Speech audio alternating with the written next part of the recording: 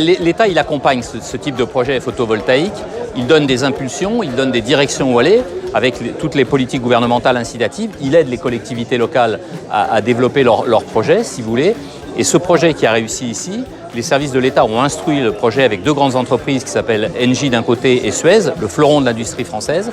Et donc l'État est en rôle d'accompagnateur. Et puis au niveau national, on donne des directions pour atteindre des objectifs qui sont des objectifs, vous savez, d'augmenter le chiffre des énergies renouvelables.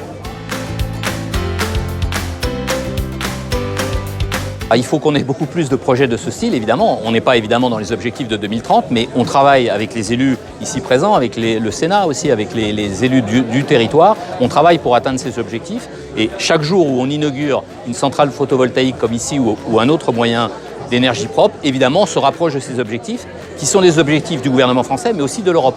Donc nous avons un devoir d'aller vers plus d'énergie renouvelable et moins d'énergie fossile, évidemment, et moins d'énergie nucléaire.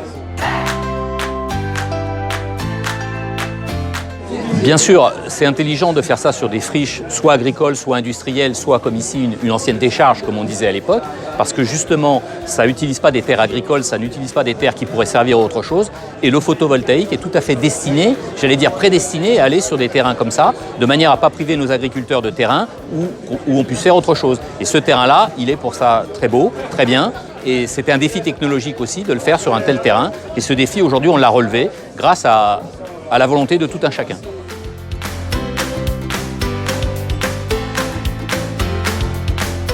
Oui, parce que nous, le parc est juste devant chez nous. Et au début, donc, on avait quand même un petit peu peur. Et on a eu donc Frédéric Hiron qui est venu nous voir. Il a regardé le site. Et en fin de compte, ça s'est passé très bien. Et maintenant, on n'est, pour ainsi dire, pas du tout gêné. C'est bien intégré. Donc, nous là-dessus, on ne peut pas dire ça ne nous dérange pas, quoi. Ah oui, tout à fait. Parce que nous, on a quand même connu, quand on a acheté, donc il y a plus de 25 ans, il y avait la décharge. Donc la décharge, c'était quand même une autre vue, quoi. Il y avait les camions poubelles et tout ça. Alors quand la décharge est partie, c'est vrai que c'était plus simple. Mais là, pour nous, c'est très bien. Et ça ne nous dérange pas du tout. Du tout. Il était assez ancien, ce projet, puisque c'était mon prédécesseur, M. Paul Schramm, qui l'avait initié. Moi, je n'ai fait qu'accompagner. J'ai rencontré une personne très intéressante, un petit jeune, M. Frédéric Théron. Ce qui a été très intéressant dans ce projet, c'est de mettre tout le monde autour d'une table. Suez, Engie, l'État, la communauté, les EPCI, la Perpignan Méditerranée Métropole qui a accompagné le projet. C'était une ancienne décharge, avec un site pratiquement abandonné, horrible, affreux. Aujourd'hui, on sait le valoriser, on l'a mis en avant. Et comme je l'ai dit tout à l'heure dans un discours, nous avons cet ancien site d'enfouissement sur notre commune et nous avons aussi le nouveau site, l'UTVE, l'unité de traitement des déchets, où on fabrique aussi de l'électricité. Et donc, ça fait partie d'un développement d'une petite commune de 220 habitants où on arrive à faire des choses extraordinaires grâce à des partenariats de ce style, et être accompagné par des grands industriels aussi puissants et qui pourtant nous accompagnent sur des projets pas d'une grande importance, mais quand même, ce site était vraiment à l'abandon.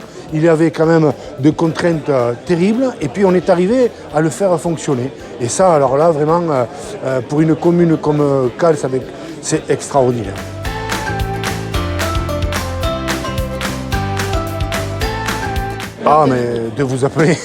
de vous appeler directement. Et d'ailleurs, je ne manquerai pas de communiquer là-dessus. Et puis, je pense qu'il y a bon nombre d'endroits où on pourrait réaliser des choses comme ça. Les retombées sur les territoires, puisque maintenant on parle aussi de retombées sur les territoires en plus d'une création d'énergie nouvelle, propre. Eh bien maintenant, on a des retombées sur les territoires qui sont intéressantes, un accompagnement des petites communes dont les dotations diminuent en règle générale. Et donc, il y a quand même des retours très intéressants. Donc j'invite vraiment toutes les petites communes à faire appel à des grands industriels comme ça, qui je pense, écouteront, et comme vous l'avez fait, comme vous avez su le faire, écouteront les petites communes, ou les grands projets aussi, bien sûr, mais vraiment, c'est particulièrement intéressant pour les communes. Oui, alors on a des projets, on réfléchit bien sûr avec toute l'équipe municipale que je salue et tout le personnel technique. Nous réfléchissons à rendre autonomes des bâtiments, des petits bâtiments comme ici par exemple, autonomes en énergie, pourquoi pas revendre et pourquoi pas participer à cette reconversion en énergie nouvelle.